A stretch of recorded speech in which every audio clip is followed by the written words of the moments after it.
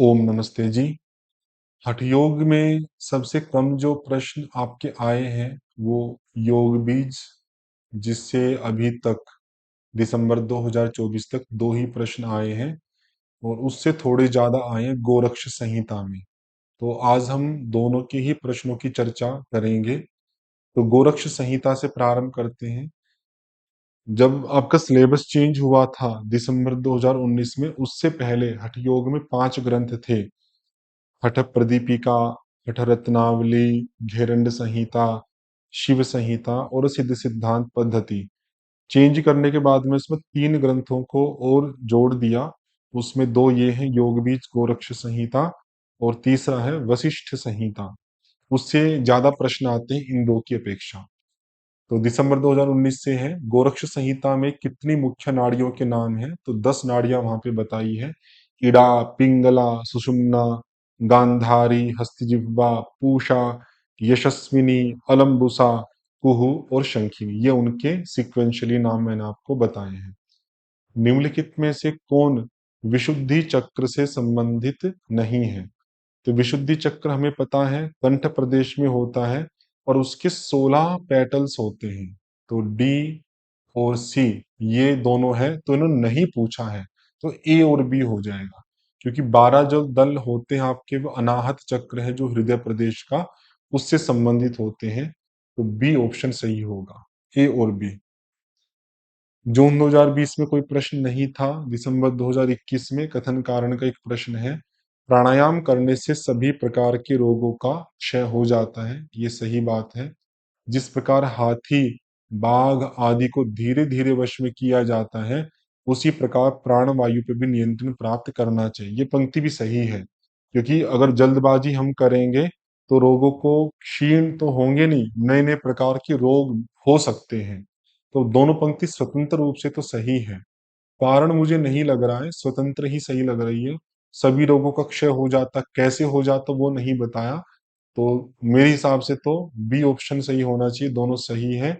और आर एक ही सही व्याख्या नहीं है। जुलाई 22 में, फरवरी 23 में कोई प्रश्न नहीं था। जून 23 में भी, दिसंबर 23 में है। किस प्राण वायु के कारण व्यक्ति की आंखों में चमक आ जाती है तथा वह प्रभावशाली दिखाई देता है? तो आंखों के संदर्भ में कूर्म आपका प्राणायाम है। ऐसे चमक आदि को लेके तो नहीं लिखा है लाभ, लेकिन कूर्म का आंखों का बंद करना खोलना ये कार्य बताया जाता है। तो उसी आधार पे मैं ये कर रहा हूं कि कूर्म आंसर होना चाहिए, आंखों में चमक आने वाला। शरीर में अपस तत्व का स्थान कहाँ है? तो जो 5 धारणाएं आती है, पृथ्वी, वारुणी, वैश्वनरी, वायवी और नभ, तो उसमें ये अलग अलग तत्वों को जोड़ते हैं कि कहाँ से कहाँ तक किसका क्या स्थान होता है आपका। बीज देवता भी है, फिर उनमें उसका कौन कौन से समय पे वो कितने कितने समय तक करना है। तो वैसे ये गोरक्ष संहिता से जुड़ा हुआ नहीं है। कि 5 महाभूतों के स्थानों की जो चर्चा है 3 ग्रंथों में आती है, त्रिशिखी, योग तत्व और वशिष्ठ संहिता में। तो योग तत्व और वशिष्ठ संहिता में तो सेम ही स्थान बताए हैं, त्रिशिखी में अलग है। तो पृथ्वी के संदर्भ में पैर से जानु तक स्थान माना जाता है। उसके बाद जल वाला जो है उसमें त्रिशिखी ने कहा है जानु से लेकर कटी पर्यंत, कटी नाभि के पास का ही एरिया है। और योग तत्व और वशिष्ठ संहिता में कहा है जानु से लेकर गुदा पर्यंत। तो एज इट इज तो मैच नहीं हो रहा है। तो नाभि और घुटना ये हो सकता है कि ये सिर छाती नहीं है। घुटना और टखना, टखना मतलब एंकल, ये पैर का एरिया ये भी नहीं है। पेट और नाभि ये भी नहीं है। तो जानु और कटी के आधार पर ये हो सकता है कि नाभि और घुटना अपस तत्व का स्थान हो। तो ए ऑप्शन सही होना चाहिए। तो सूची का मेल करना है आपका कि किसमें कितने चक्र हैं। तो अभी बताया था मैंने कि मूलाधार में 4 चक्र होते हैं, तो ए का 4 हो जाएगा। स्वादिष्ठान में 6 चक्र होते हैं, तो सी का 1 हो जाएगा। अभिनिवेश एक प्रकार का क्लेश है, और स्वादिष्ठान जो चक्र है उसको अंतराय, ये शायद कुछ गलत लिखा हुआ है, अंतराय तो नहीं होना चाहिए। सर टाइपिंग में गलती होगी होगी, अभी देखने में थोड़ा टाइम लगेगा। आप जितना मैंने बताया उसी को आप विचार करके देख लीजिए बस। मूलाधार, इसमें 4 दल हैं।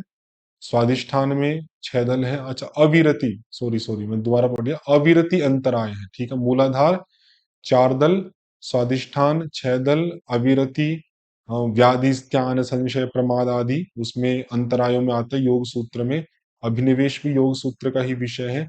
ये 5 क्लेशों में आता, अविद्या अस्मिता राग द्वेष अभिनिवेशा पंच क्लेशा। जून 2024 में कोई प्रश्न नहीं था, सितंबर 2024 में है।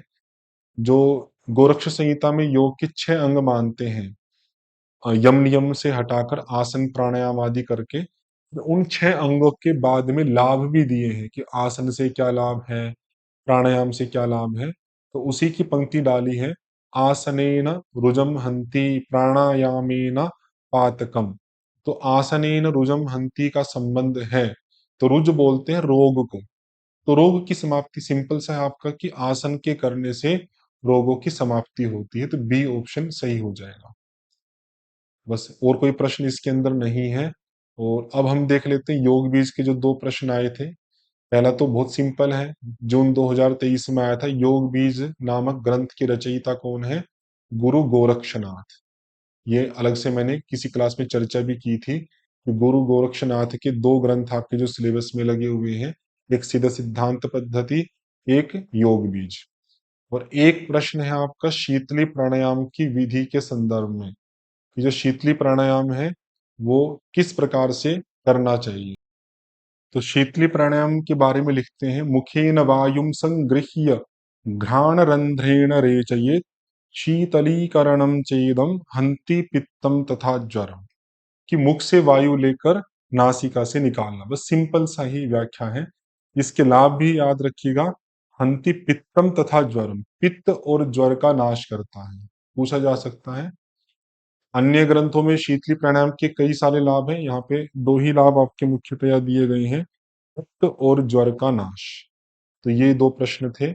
इस कक्षा में इतना ही रखते हैं। वशिष्ठ संहिता आपकी बच गई है, उसको हम अगली कक्षा में पूरा करेंगे। ओम शम।